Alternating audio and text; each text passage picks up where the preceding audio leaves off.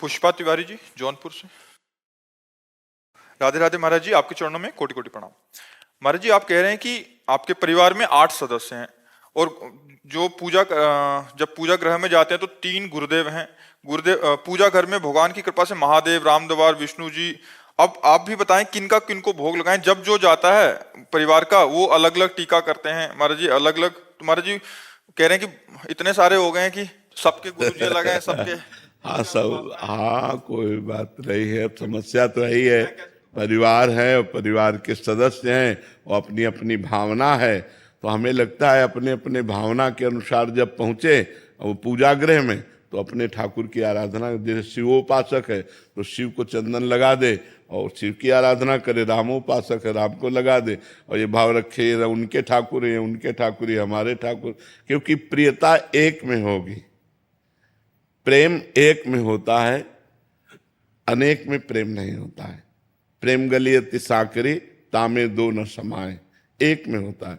एक तो होती ग्रामीण पूजा, ग्रामीण पूजा में तो शिव, राम, पार्वती, लक्ष्मी जी, गणेश जी, हनुमान जी, भैरव जी पूरा सब विराजमान है और सबके तिलक लगाए और एक थाली में भोग रख दिए या चिरौरी रख दिए, वो एक अलग।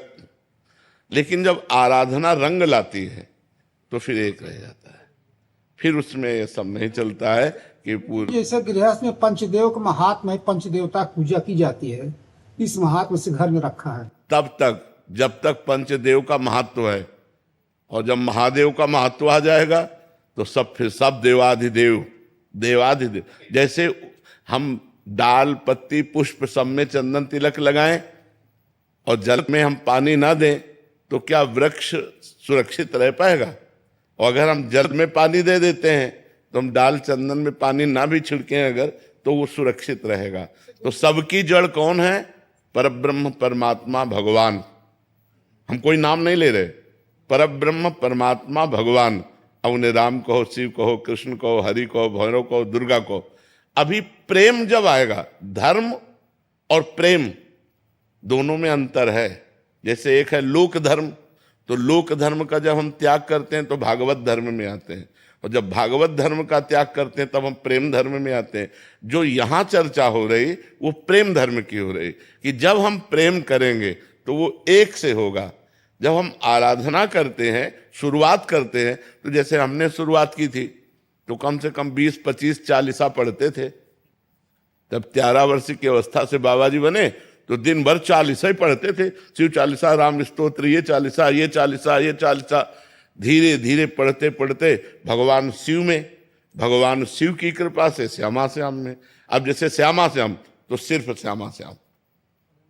हाँ, अब हमारे पूरी उपासना में श्यामा श्याम को देने वाले आचार्य और आचार्य का मंत्र देने वाले गुरुदेव और श्यामा श्याम, बस आचार्य गुरुदेव श्यामा श्याम। पूरे परिकर में जो हमारे होंगे पक्के होंगे, जो बस इससे ज्यादा नहीं होगा। आचार्य, इष्ट, गुरुदेव, बस इतना ही होगा। वो अपनी उपासना मतलब श्यामा श्याम के। रसिक अनन्य निशान बजायो एक श्याम श्यामा पद प्रीति, श्री हरिवंश चरण निज सेवक बिचले नहीं छाणी रस रीति। तो अब जैसे पंचदेव आदि हैं तो इनकी आराधना की है, ऐसा थोड़ी कि नहीं की। अब एक क्लास है, जैसे स्कूल जाते थे जब हम 3-4 में तो इतना बड़ा बस्ता होता था। जब जूनियर हाई स्कूल आए तो छोटा हो गया, और जब डिग्री में चले तो एक मोबाइल ही काफी है। मान लो अब तो मोबाइल चल गया, नहीं तो पेन और डायरी, क्योंकि पढ़ाई का एक स्टेज होता है ना। अब वो इस स्थिति में पहुंच गया कि अब प्रेम गलियति सांकरी तामे दो न समाए। जैसे पार्वती जी से सप्तऋषियों ने जाके कहा कि आप तपस्या किसके लिए कर रहे हो? तो उनका हमारी बात सुनकर आपको हंसी ना आ जाए, क्योंकि मैं ये तपस्या भगवान शिव के लिए कर रही हूँ। तो उनका शिव में क्या गुण है बड़ा वर्णन किया, और कहा हम तुम्हें भगवान विष्णु जो वैकुंठाधिपति लक्ष्मीपति हैं वो तुम्हें दिला देते। तो उनका माना महादेव अवगुण भवन विष्णु सकल गुण खान, जेहि कर मन जेहि सम रमय ते ते ही सन काम। कोटि जन्म लग रगर हमारी बरऊ संभुनता राहों कुमारी। अंबा ने अनन्य निष्ठा प्रकट की, कोटि जन्म लग रगर हमारी बरऊ संभुनत राहों कुमारी। वहां जब प्रेम की बात आती है तो फिर एक रह जाता है, और जब प्रेम तक पहुंचने की बात आती है तब अनेक होता है, ये भी पूजा, वो भी पूजा, वो भी पूजा। तो पंचदेव ये हमारे धर्म विधान है पूजा करने का, लेकिन धर्म विधान से ऊपर है प्रेम विधान, और जब प्रेम विधान आ जाता है तो फिर धर्म विधान अंतर। जैसे देवराज इंद्र, पवन, अग्नि, सूर्य, चंद्र, हम इन सब देवताओं की आराधना किए और सब कोई प्राय करता है। भाई सूर्य, चंद्र, अग्नि इन सबकी आराधना होती है, लेकिन अब जैसे आ गए तो अब कोई मतलब नहीं। और अनन्यता जब एक उपमन्यु नाम के महर्षि हुए हैं, तो बच्चापन की से उनकी साधना चली। एक बार वो किसी दूसरे ऋषि के यहाँ गए तो उनके यहाँ गाय थी, तो गाय का दूध उनको पीने को मिला, तो घर आए और अपनी माँ से कहा मुझे गाय का दूध चाहिए। और वो तपस्वी, जंगल में रहने वाली, कभी किसी जजमान से नहीं, तो उन्होंने जो जंगली चावल होता है उसे पीस करके सफेद करके कहा पियो। पिया उनका स्वाद नहीं, गाय का दूध नहीं माँ। तो उनका अगर दूध चाहिए तो तुम्हें जानना चाहिए कि हम लोग विरक्त भाव से जीवन व्यतीत करते हैं, संसार का प्रतिग्रह नहीं लेते हैं। अगर तुम्हें चाहिए तो भगवान शिव की आराधना कर, तो वो क्षीर समुद्र का तुझे दूध देंगे जिसमें भगवान हरि शयन करते हैं। मंत्र दिया पंचाक्षरी, और दाहिने पैर के अंगूठे केवल खड़े होकर बाल्यावस्था से 10,000 वर्ष तक भगवान शिव का स्तवन किया।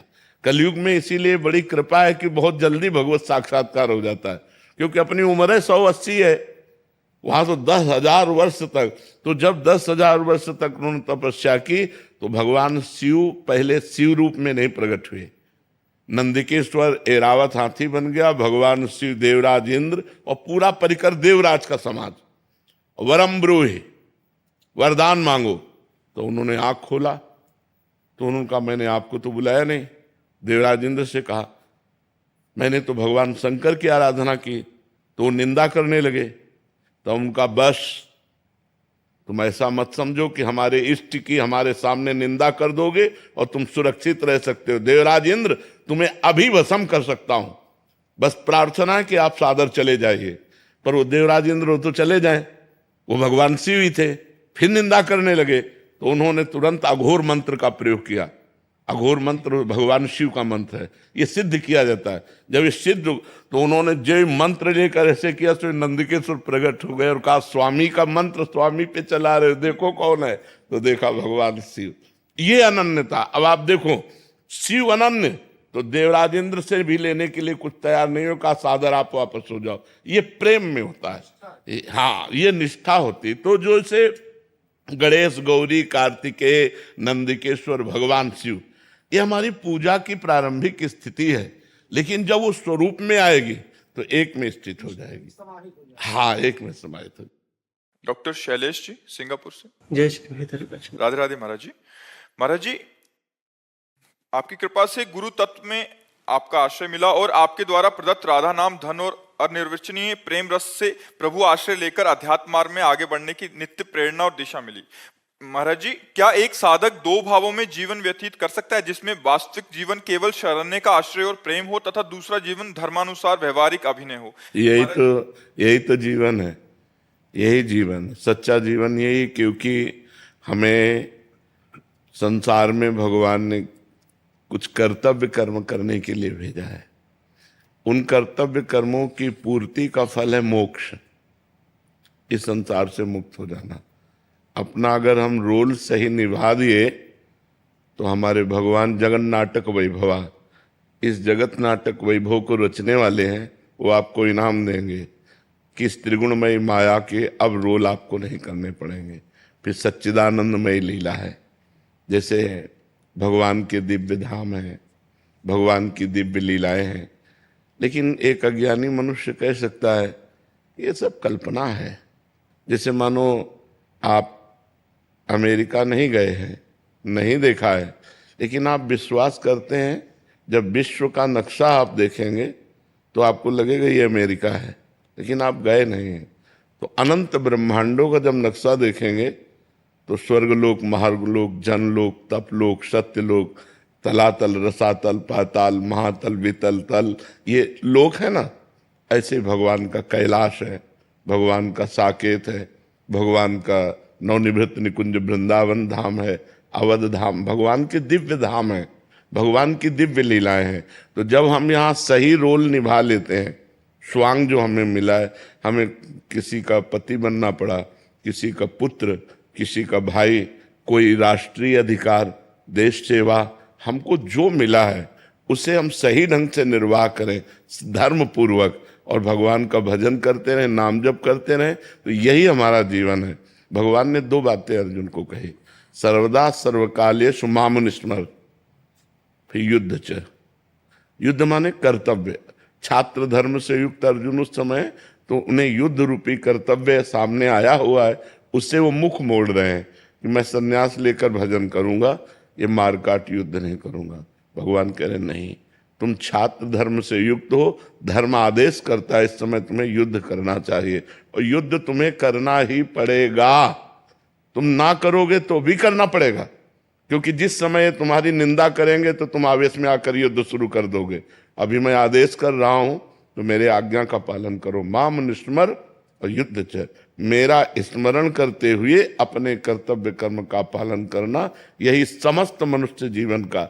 जो हम दुखी हो रहे हैं, जो हमारे हृदय में जलन हो रही, जो हमारे अंदर घबराहट पैदा हो रही, चिंता शोक भय हो रहे हैं, इसका कारण है हम अपने धर्म से विलग हैं। कहीं हम अपने धर्म से विलग आचरण करते हैं, जिनका परिणाम है चिंता भय शोक मृत्यु दुख आदि। यदि हम धर्म से चलें तो हम मृत्यु पर भी विजय प्राप्त कर लें। धर्मात्मा पुरुष की जब मृत्यु होती है तो ऐसे होती है जैसे बड़े गजराज के गले से मल्ली की माला टूट कर गिर जाए। छोटी सी मल्ली की माला, छोटे छोटे फूलों की, उसको पता भी नहीं चलता। ऐसे धर्मात्मा भजन करने वाले की जब मृत्यु होती है उसे कोई दुख नहीं होता। जैसे एक पुराना कपड़ा त्याग कर नया कपड़ा पहना जाता है तो एक आनंद होता है, ऐसे ही वो मरने से सब जग डरा, मेरो मन आनंद, कब मरी हो कब भेटी हो पूरन परमानंद। ये तब जब धर्म पूर्वक आचरण करते हुए भगवान का स्मरण करते हुए जिसने जीवन व्यतीत किया, यही तो जीवन है जैसा आप प्रश्न कर रहे हैं। महाराज जी, एक कभी कठिनाई ऐसी महसूस होती है कि जैसे निज परिजन हैं और बाहर के जो लोग हैं, समान भाव कैसे रख पाए? नहीं, समान भाव तो नहीं रखा जा सकता, क्योंकि समान भाव रखने में जैसे हम अपनी पत्नी से व्यवहार करते हैं तो हम दूसरी स्त्री से व्यवहार नहीं कर सकते। दूसरी स्त्री से हमारा मातृवत भाव होगा, अपनी पत्नी से भोगवत भाव हो सकता है, लेकिन दूसरी स्त्री से नहीं हो सकता। दृष्टि रख सकते हैं, परमात्मा दृष्टि से एक भाव रख सकते हैं कि जैसे हीटर में, कूलर में, फ्रिज में, सब में बिजली एक है, लेकिन उनके यंत्रों के प्रभाव से उसका प्रभाव अलग अलग है। कोई गर्म करता है, कोई प्रकाश देता है, कोई ठंडा करता है, कोई पानी निकालता है, लेकिन बिजली एक है।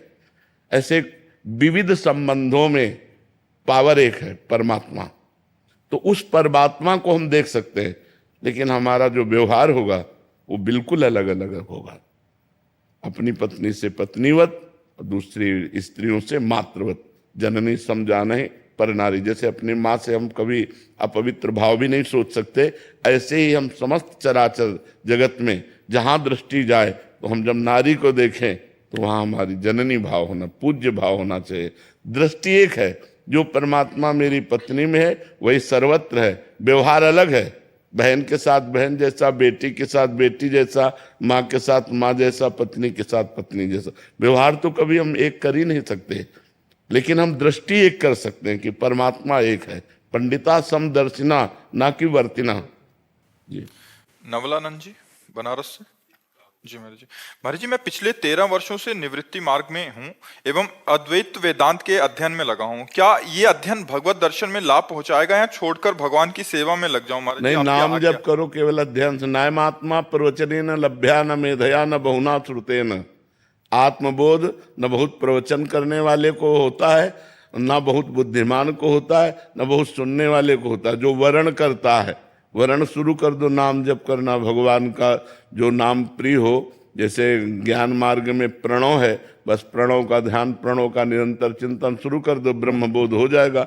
हाँ, स्वाध्याय उसमें सहयोगी है, ना कि केवल स्वाध्याय से ब्रह्मबोध हो जाएगा। स्वाध्याय से ब्रह्मबोध नहीं होता। स्वाध्याय ब्रह्मबोध में सहयोगी है, लेकिन प्रधान है चिंतन। यदि हमारा जगत का चिंतन रहेगा तो ब्रह्म चिंतन छूट जाएगा, तो स्वाध्याय करेगा। 4 घंटे हमने स्वाध्याय किया और 4 मिनट हम विषय चिंतन कर लिए, बराबर हो गया। तो हमारा विषय चिंतन ना होने पावे, इसलिए ब्रह्म चिंतन के लिए नाम मंत्र आदि का निरंतर हम चिंतन करते रहे, संसार का चिंतन छूट जाए, यही साधना है। जो विरक्त भाव है, विरक्त भाव में संसार का चिंतन छूट जाए और निरंतर भगवान का चिंतन होता रहे, यही साधना है। और गृहस्थ भाव में समस्त संसार को भगवान का स्वरूप मानकर व्यवहार करते हुए अपने धर्म कर्म को भगवान को समर्पित कर दे, यही साधना है। महाराज जी, आपने लिखा अद्वैत वेदांत के अध्ययन में हूँ और भगवत सेवा और भगवान का दर्शन, तो महाराज जी दोनों अलग सहयोगी हो सकता है। जैसे अद्वैत वेदांत में भक्ति उसका सहयोगी है, भक्ति उसका लक्ष्य नहीं है। पर आपका लक्ष्य महाराज जी भगवान की सेवा और दर्शन है, तो उसका लक्ष्य तो क्या फिर अलग हो जाएगा। महाराज जी वही कह रहे हैं, दो मार्ग अलग अलग होगा। नहीं, जैसे हम भगवान की सेवा करें, नाम कीर्तन करें, भगवान की कथा सुने और हम वेदांत मार्ग में चलना चाहें तो चल सकते हैं। भगवान शंकराचार्य जी ने कहा है कि स्वरूपानुसंधान भक्ति रेव गरीयसी, भक्ति सर्वश्रेष्ठ साधन है जो स्वरूप का अनुभव करा देती। मम दर्शन फल परम अनूपा, जीव पाव निज सहज स्वरूपा। यदि भगवान के दर्शन की लगन लग जाए तो ब्रह्मबोध हो जाए। मम दर्शन फल परम अनूपा, जीव पाव निज सहज स्वरूपा। अगर उसका लक्ष्य है कि मुझे ब्रह्म बोध हो जाए, आत्म स्वरूप का बोध हो जाए, और भगवान की आराधना करता है, भगवान के दर्शन की चाह करता है, तो उसे ब्रह्म बोध हो जाएगा। सौरभ कुमार पांडे जी, श्री श्री हरिवंश महाराज जी। गुरुदेव भगवान, आपका वार्तालाप पिछले 1.5 वर्षों से सुन रहा हूँ। इसका इस शरीर के जीवन पे बहुत सकारात्मक प्रभाव पड़ा। सत्संग सुनने के पहले बहुत ओवर थिंकिंग, नेगेटिविटी, अब उतना नहीं है आपकी कृपा से, नाम जप के बल से। महाराज जी, चिंतन को शून्य करना चाहता हूँ जीवन से। चिंतन शून्य नहीं करना, चिंतन को भगवान के चरणों में समर्पित करना है। हे अर्जुन, कोई भी मनुष्य कर्म किए बिना एक क्षण भी नहीं रह सकता। आप हाथ पैर बंधवा दो तो एक शरीर से कर्म नहीं दिखाई दे रहा कि हो रहा है, लेकिन सूक्ष्म शरीर से कर्म हो रहा है। कारण शरीर सूक्ष्म में सहयोगी है, तो सूक्ष्म शरीर से कर्म, पहला कर्म तो सूक्ष्म शरीर से ही होता है, क्रियान्वित तो बाहर होता है। तो हम क्रिया किए बिना नहीं रह सकते, हम चिंतन किए बिना नहीं रह सकते। तो हमें असत चिंतन त्यागना है और सत चिंतन परायण रहना है। सनकादि ब्रह्म ऋषि ब्रह्मबोध संपन्न महापुरुष हैं, हर समय जपते रहते हैं हरिशरणम हरिशरणम हरिशरणम। तो हमारा क्या है, जगत का चिंतन छूट जाए, भगवत चिंतन हो। चिंतन शून्य नहीं होना, चिंतन परायण होना है। अगर हमारा निरंतर प्रिया प्रीतम का चिंतन हो रहा है, हरि का चिंतन हो रहा है, राम का चिंतन हो रहा है, इससे बढ़कर कोई बात नहीं। चिंतन शून्य नहीं होना, चिंतन परायण होना है। समझ पा रहे हैं? पर ना चाहते हुए भी कभी कभी जैसे वो चीज नहीं चाहते हैं सोचना, लेकिन फिर आ जाता है। उसको हम ऐसे उपेक्षा करते हैं, न राग न द्वेष, उपेक्षा। उपेक्षा का मतलब होता है जैसे आप रास्ते में चल रहे हो, क्या क्या पड़ा, आप सब बटोरते चले जा रहे हो क्या? अपने मतलब की चीज हो तो हम रुक जाएंगे, मतलब की चीज नहीं तो नहीं रुकेंगे। ऐसे ही हमारे मन रूपी जीवन रास्ते में बहुत कूड़ा करकट भी पड़ा है, काम क्रोध लोभ मोह मद मत्सर जन्म जन्मांतर के संस्कार, वो फेंक रहा है। अब हमें नहीं चाहिए, क्योंकि अब हम जागृत हो चुके हैं, तो हम उपेक्षा करते हैं। उपेक्षा का मतलब कोई मतलब नहीं, ना हम परेशान होते हैं ना हम हर्षित होते हैं। जैसे अनुकूल आ गया तो हर्षित नहीं होते, प्रतिकूल आ गया तो हम परेशान नहीं होते, वो नष्ट हो जाएगा। हम जिसकी उपेक्षा कर देते हैं वो हमारे पीछे नहीं पड़ता। या तो हम जिससे राग करते हैं या द्वेष करते हैं तो वो हमारे पीछे पड़ जाता है। समझ रहे ना? तो जैसे हम भजन कर रहे हैं, चिंतन कर रहे हैं, अब संसारिक कोई चिंतन आ गया, गलत कोई चिंतन आ गया, बिल्कुल सम रहते हुए उसे हटा दिया, इससे हमें कोई मतलब नहीं, वो खत्म हो गया, डिलीट हो गया। ये क्यों आ गया, कैसे आ गया, अरे अब क्या होगा, कुछ नहीं। वो चिंतन है, चिंतन थोड़ी बिगाड़ पाएगा, बिगाड़ेगी तो क्रिया। चिंतन आया है, हमने क्रिया नहीं की, वो चिंतन नष्ट हो गया।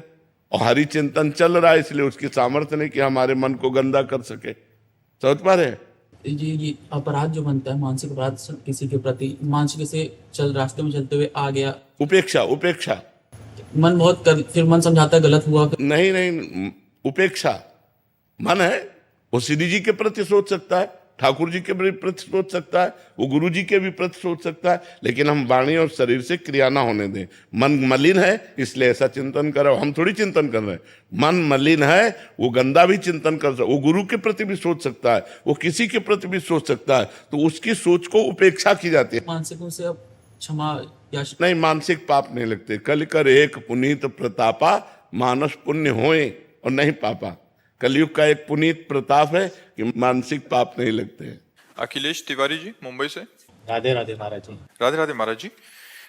महाराज जी, मैं अक्सर अपनी सांसारिक जिम्मेदारियों को अंत तक टालता हूँ, हालांकि श्री जी की कृपा से उन्हें निभा भी लेता हूँ। महाराज जी, मार्गदर्शन कीजिए कि मैं इस टालने की आदत से कैसे मुक्त हो सकूं। नहीं, टालना ठीक नहीं रहता, इसे प्रमाद स्थिति कहते हैं। आज के कार्य को कल के लिए टालना, इसे प्रमाद कहते हैं। ये तमोगुण की प्रधानता से होता है। निद्रा आलस्य प्रमादोत्थम तत्तामस मुदाहृतम। जब जिसके शरीर में तमोगुण अधिक होता है वो इस प्रमाद स्थिति से युक्त हो जाता है। अरे 2 घंटे बात कर लेंगे, कल कर लेंगे या परसों कर लेंगे, ऐसे नहीं। कर्तव्य परायण बनो। नाम जप करते हो भगवान का, हाँ नाम जप करो। नाम से सतोगुण आ जाएगा, तमोगुण हट जाएगा। थोड़ी देर के लिए भी हटेगा तो कर्तव्य परायणता आने लगेगी। तमोगुण कर्तव्य परायणता को हटाता है और सतोगुण कर्तव्य परायण करता है। तो प्याज लहसुन भोजन में पाते हो, हाँ, इसीलिए तमोगुण की वृत्ति ज़्यादा बढ़ती है। प्याज लहसुन वैसे छोड़ सको तो अच्छी बात है, देखो कोशिश करके। और कोई नशा तो नहीं करते, हाँ। प्याज लहसुन हम इसीलिए मना करते हैं, इसमें तमोगुण की वृत्ति ज़्यादा बढ़ती है। तो तमोगुण में बड़े दोष हैं। सतोगुण जो है वो हमें माया से मुक्त करने के लिए बहुत आवश्यक है, और माया में फंसाने के लिए रजोगुण तमोगुण दोनों मिल जाए तो आदमी का नाश कर दें। ये जो जेल भरी है सब रजोगुणी तमोगुणी बुद्धि वालों से भरी हुई है। हिंसा, क्रोध, व्यभिचार, चोरी, जितने गंदे आचरण होते हैं इन 2 में होते हैं, रजोगुण और तमोगुण। जहाँ रजोगुण तमोगुण मिश्रित हो जाता है तो गलत आचरण हो जाते हैं। हाँ यार, बढ़िया काउंटर तो लिए हो, नाम जब करते हो सके तो प्याज लहसुन छोड़ के देखो, बिल्कुल महाराज जी, ठीक है। बिल्कुल। जितेंद्र सोनी जी राजस्थान से। श्री हरिवंश। श्री हरिवंश महाराज जी। महाराज जी, 84 लाख योनियों को भोगने में कितना समय लगता है? कोई निश्चित अरे समय भैया है क्या? इसका हिसाब कोई, ऐसी ऐसी योनियां 10-10 हजार वर्ष तक एक ही योनि में। और एक जैसे सर्प योनि है, अब उसके कितने हैं, दुमहा, कोबरा, कितने। अब उसके तो ब्रह्मा जी से बात करनी पड़ेगी हमारे पास तो उसका लेखा जोखा है नहीं, ब्रह्मा जी से बात करनी पड़ेगी। वो बनाते, उनको पता होगा, अपने को तो पता नहीं। अपने तो ब्रह्मा के बनाए हुए इसलिए तो अपने को कोई अनंत माया भगवान की है, अनंत योनि। कहने को 84 लाख योनियां हैं, उस योनियों में अनंत। जैसे चींटी तो कितने प्रकार की चींटी, बिच्छू तो कितने, काली बिच्छू, भूरी बिच्छू, कितने प्रकार की, ऐसे कितनी योनियां। 84 लाख योनियों में एक योनि मनुष्य है। बकाया 83,99,999 योनियों। वो गणित तो भैया किसी को नहीं मालूम। आप ये विचार करो, एक मनवंतर में एक देवराज इंद्र होते हैं, लेकिन वो मरते नहीं है, वो केवल देवराज इंद्र। एक मनवंतर, आप सोचो, एक मनवंतर में वो तो राज्य करेंगे, इसके बाद वो उतार दिए जाएंगे। ऐसे कितने मनु, कितने इंद्र, कितनी बार बदलते हैं। तब ब्रह्मा जी का एक दिन होता है, ब्रह्मा जी का एक दिन। उनमें से प्रजापतियों की ये सब योनियों में ही तो हैं, 84 लाख योनियों के अंतर्गत हैं। करोड़ तो वहीं व्यतीत हो जाते हैं ना। गंधर्व हैं, अप्सराएं हैं, कितनी योनि। कोई मनुष्य पैदा होते ही मर जाता है, कोई जीव पैदा होते ही मर जाता है, कोई 1000 वर्ष जीता है, ऐसी योनियां हैं, कोई 500 वर्ष। आप कैसे गणित लगा सकते हो? ईश्वर की सृष्टि की गणित कैसे लगा सकते हो? या तो ईश्वर ही लगा सकता है, दूसरी किसी की सामर्थ्य नहीं है। तभी हमने कहा ब्रह्मा जी ही जान सकते हैं, क्योंकि उन्होंने ही रचा, दूसरे की किसी की बात नहीं है। अनंत माया भगवान की, अनिर्वचनीय माया भगवान की है। इसीलिए आगे जाने की इच्छा है क्या? 84 लाख में जाने की इच्छा है क्या? तो बस इसको पूरा कर मनुष्य जन्म मिला है 84 लाख योनियों से मुक्त होने के लिए। तो यदि हम खूब नाम जप करें, धर्म पूर्वक आचरण करें, किसी को दुख न पहुंचाएं, परोपकार करें, तो इसी जन्म में हमारा काम बन जाएगा। आगे की हम चिंता क्यों करें? इसी जन्म में हम अपना काम बना लें। मनुष्य शरीर काम बनाने के लिए मिला है, और वो काम है भगवत प्राप्ति, वो है भगवान की प्राप्ति। जब तक भगवान की प्राप्ति नहीं होती तब तक जीव को दुर्दशा भोगनी पड़ती। बड़ी विचित्र दुर्दशा, बड़ी विचित्र। अब कुत्ते का पैर फंस गया मोटरसाइकिल में, अब 10 जगह से टूट गया। अब वो मोटरसाइकिल तो गई, अब वो ना वो अस्पताल कोई ले जाएगा उसको, ना कोई टेबलेट लगेगा, ना कोई इंजेक्शन लगेगा। पीड़ा ही पीड़ा सहते सहते साल 6 महीने में वो कड़िल कड़िल कर चलने। क्या योनियों को कष्ट है। मर्जी ये हमें समझ क्यों नहीं आता? हम देख रहे हैं दुख को, हम ये जान रहे हैं, गुरुजन कह रहे हैं कि मनुष्य जीवन इतना इतना कठिनता से मिलता है। 3 गुण जो माया के है ना, ये त्रिगुणात्मिका माया, सतोगुण, रजोगुण, तमोगुण, ये ऐसे प्रवाह हैं कि अभी आपको जैसे हमारे सामने बैठे हो तो सतोगुण है, सात्विक वातावरण, तो आपको बात समझ में आ रही यार जीवन का लक्ष्य भगवान की प्राप्ति हो। जहां बाहर हटे रजोगुण तमोगुण का फोकस आया तो स्त्री अच्छी लगेगी, धन अच्छा लगेगा, पुरुष अच्छा लगेगा, पद अच्छा लगेगा, ये सब अच्छा लगने लगेगा, और यही सत्य लगेगा संसार में। नहीं तो जैसे सोचो, मरोगे तो तुम्हारा शरीर छूटेगा, सब छूट जाएगा। क्या ये बात आप सब लोग नहीं जानते हो? सब लोग जानते हो। फिर पाप क्यों करते हो? फिर कामनाएं क्यों करते हो? फिर प्रपंच क्यों पाल रहे हो? जाना है यार, रहना नहीं है, सबको जाना है, लेकिन सब दिमाग से यहीं की व्यवस्था में लगे। वहां की व्यवस्था कोई नहीं कर रहा है, कोई बिरला वहां की व्यवस्था सोच रहा होगा। नहीं, अगर हम जब तप भी कर रहे तो ये कह रहे हमारा लड़का बहू अच्छा रहे, हमारा बेटी दामाद अच्छा रहे, हमारी ये कामना पूर्ण हो जाए, हमारा वो काम पूरा हो जाए, बस इसी में हम लगे हुए हैं। और यहाँ का कभी मर्जी देखी जाएगी जो होगा, कल किसने देखा, आज भोग लो। आज तो जब देखने को मिलता है तब देखने लायक नहीं रहते। कर्मों का फल बड़ा विचित्र है, इसलिए डरो, पाप कर्म मत करो, भगवान का नाम जप करो। अन्य योनियों में बहुत दुख है। अब जैसे अपने कांटा गड़ जाए तो अपने निकाल सकते हैं, ज्यादा पीड़ा है तो दवा ले सकते हैं, लेकिन पशु के कुछ नहीं है। अपने तो पानी की बोतल लिए घूम रहे, वहां कहाँ पानी है? जंगल में मान लो कोई सरोवर है, वो सूख चुका है, अब वो प्यासा घूम रहा है, प्यासा घूम रहा है, पानी कहाँ से उसे प्राप्त हो? पशु पक्षी हैं, बड़े बड़े कष्ट में जीवन है। आप क्या समझते हो? बड़ा कष्ट में जीवन है, और मनुष्य के हाथ पड़ गया तो भूंज के खा गए।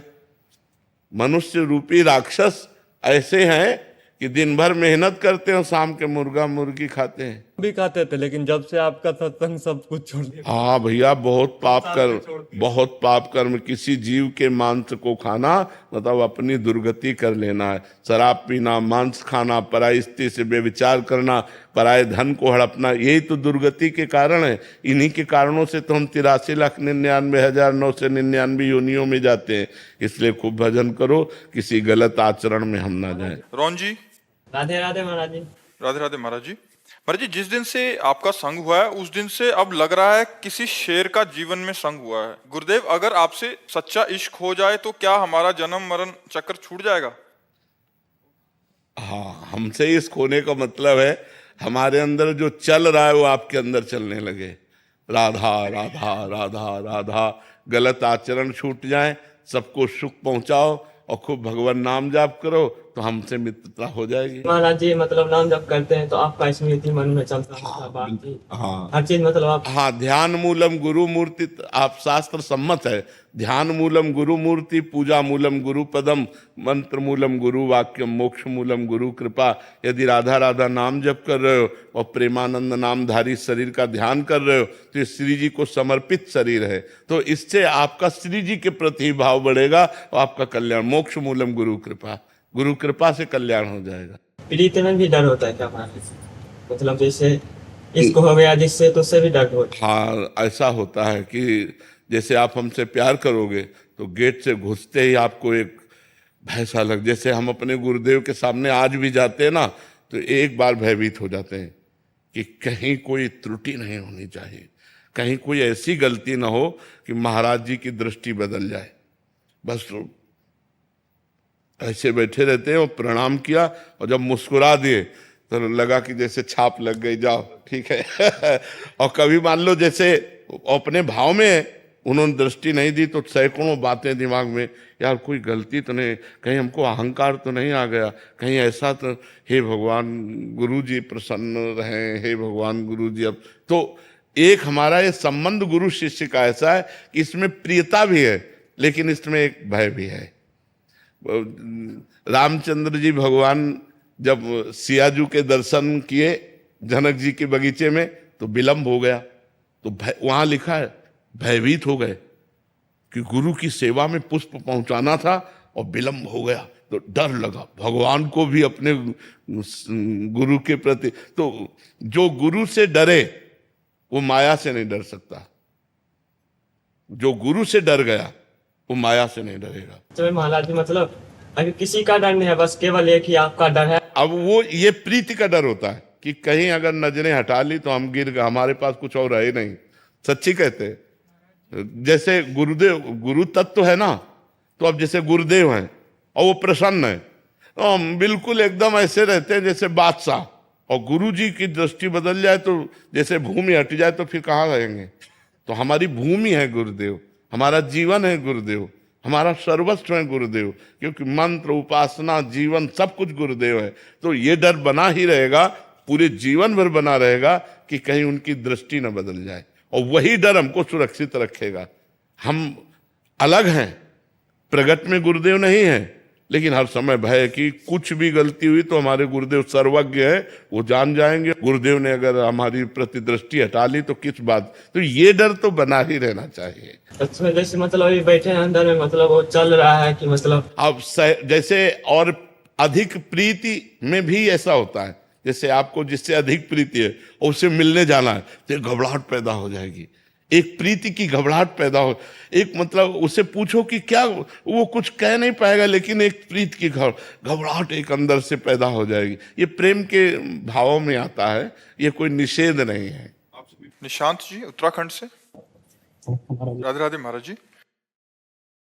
महाराज जी, इस अधम पापी ने ना ही साधन का बल है ना ही भक्ति का बल है मुझ में, आपके सत्संग और सानिध्य से पूर्ण बुद्धि को प्रवीण करने की चेष्टा रही है। अब ऐसा लगता है कि बस बैलेंस बनाकर चल रहा हूँ, स्वयं का आंकलन करूं तो बस दोष दिखाई पड़ते हैं महाराज जी। हाँ, अच्छी बात है, ये अच्छा संकेत है हृदय के लिए।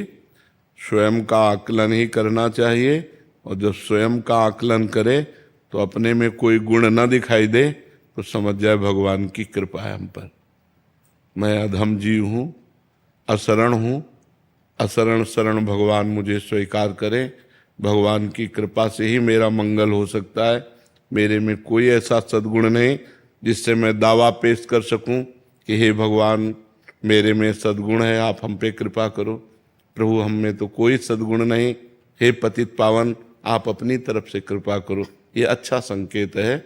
और नाम जप और बढ़ाते रहो, नाम जप कर रहे हो ना, नाम जप बढ़ाते रहो, अच्छा संकेत है, बहुत अच्छी भावना है, और यही आगे बढ़ कर के भक्त रूप में प्रकाशित हो जाती है। अच्छे भक्त के रूप में, गृहस्थ में भी अच्छे भक्त के रूप में आप अपना जीवन व्यतीत कर सकते हैं।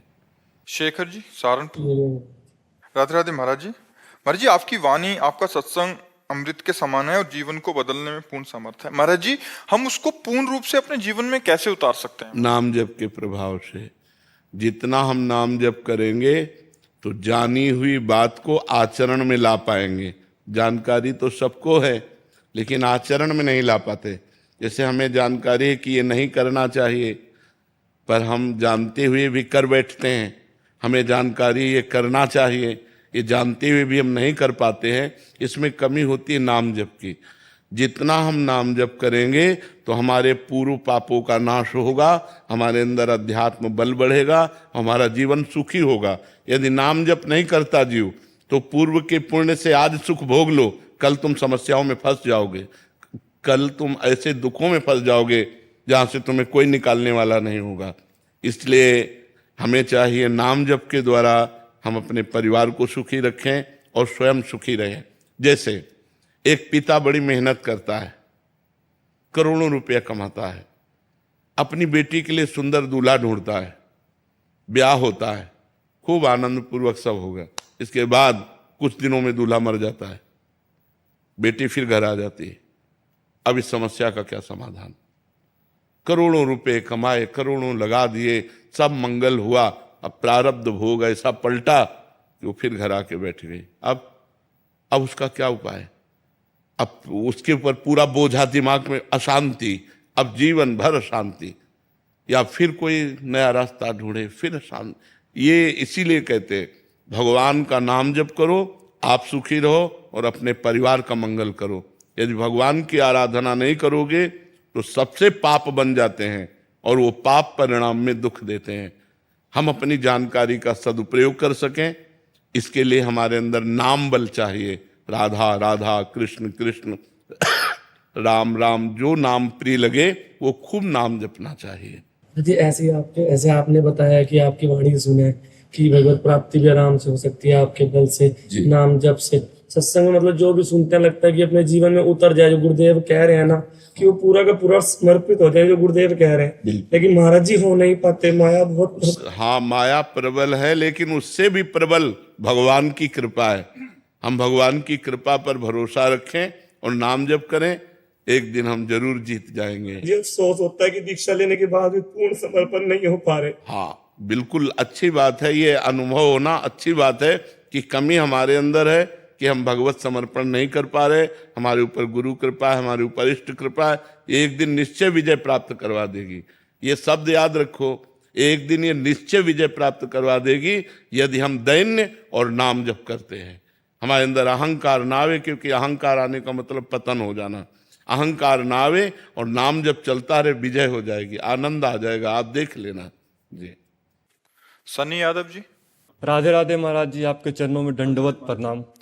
महाराज जी, पिछले साल एकांतिक वार्तालाप का हिस्सा बना, नए साल में एक नई शुरुआत करने की ठान ली। आपके एक सत्संग में सुना था कि लौकिक या पारलौकिक कुछ भी पाने से पहले अपने आप को कूड़ा बना दो, तभी चमक आएगी। मैंने भी अपने जीवन में उतारने का प्रयास किया। कूड़ा बनाने का मतलब होता है अहंकार रहित होना। कूड़ा बनाने का मतलब गंदा बना देना नहीं है। नहीं, कूड़ा बनाने का मतलब मैं कुछ हूं ही नहीं। जैसे तृणादपि सुनीचेन, जैसे उसे हम संस्कृत में बोले तो महाप्रभु चैतन्य देव कहते तृणादपि सुनीचे, तृण से भी अपने को नीचा समझो। कूड़ा बना देने का मतलब है तृणादपि सुनीचेन, तृण से भी अपने को नीचा समझ। मैं सबसे छोटा हूं, मैं हूं, अधम हूं, मैं हूं, नीच हूं, मैं हूं। ये भाव आ गया, वो महान बन जाता है। ये भाव आना बहुत कठिन है। तृणादपि सुनीचेन तरोरी सहिष्णुना अमानिना मान देन कीर्तनीया सदा हरि। दूसरों को सम्मान करते हुए, दूसरे में भगवत भाव रखते हुए, अपने को सबसे सेवक नीच मानते हुए, सबका सेवक मानते हुए वो पार हो गया माया से। कूड़ा बनाने का मतलब गंदे आचरणों से युक्त हो जाना नहीं है, अपने अहंकार को मिटा देना है। तो महाराज जी, अपने आप को ऐसे बना देना है। मेरे मन में ये बैठ गया कि इस साल मुझे अपने आप को कूड़ा बना देना, एकदम नाम जप करना है और 2026